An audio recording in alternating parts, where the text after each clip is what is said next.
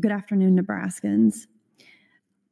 I think the problem opponents have with this bill, and Senator Conrad said this very well, it's not that we don't all want to protect kids. Everybody in this body obviously shares the goal of protecting kids.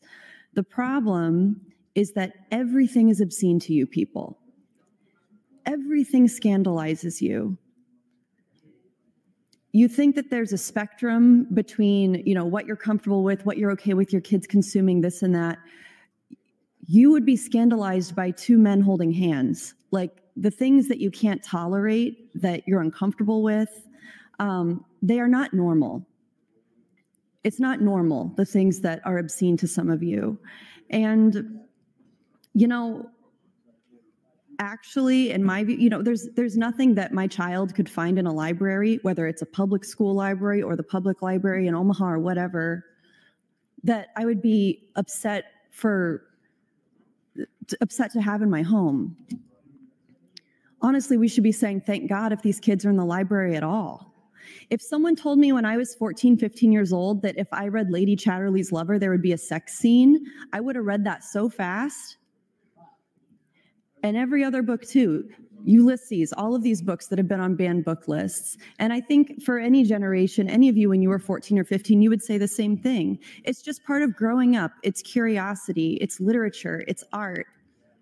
And we can't ban or legislate away all of these things from kids consuming or seeing. What do you think kids are talking about on the bus? What do you think they're talking about in the lunchroom or at recess or in the hallways?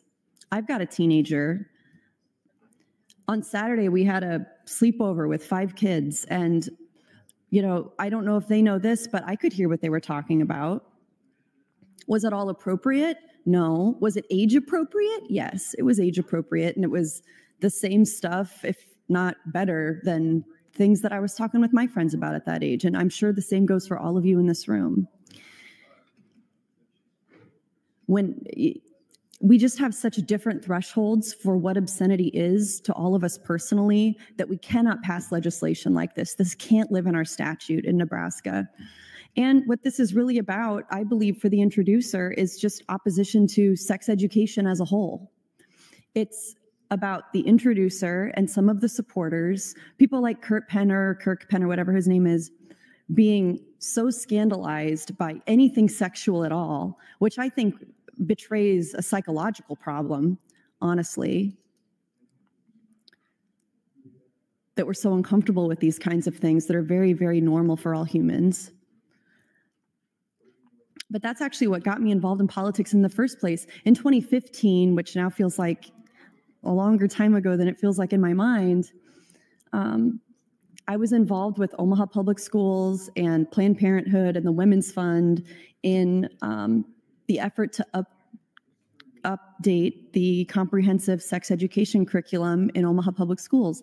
At that time, our sex education, our human growth and development curriculum hadn't been updated since 1971. So there were some kids that were getting the same sex ed that their grandparents had gotten. And since then, we've had the internet. We've had an increasingly out and increasingly depressed and suicidal LGBTQ population that's looking for representation of themselves in the media and schools and their education. We've had the AIDS epidemic. We've had, basically the world, thank you, Mr. President, the world in 2015 was not the same world in 1971. And so, long story short, we did it.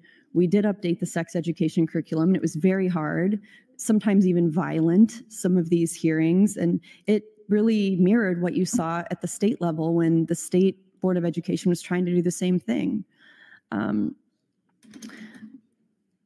At its heart, this is not going to protect kids. It's going to have a chilling effect on educators. It's the same thing, it rhymes. It's not exactly the same thing, but it's like what happened when we had an abortion ban. All of a sudden, doctors are afraid to provide life-saving care to their patients until these patients are, in sepsis and dying, and then they can give them the health care they need. But it prevents, when we pass these bills that have these chilling effects, it prevents professionals from doing their jobs. We can't pass something that prevents teachers and librarians from serving kids, from recommending books that are age appropriate. Time, Senator. Thank you, Mr. President.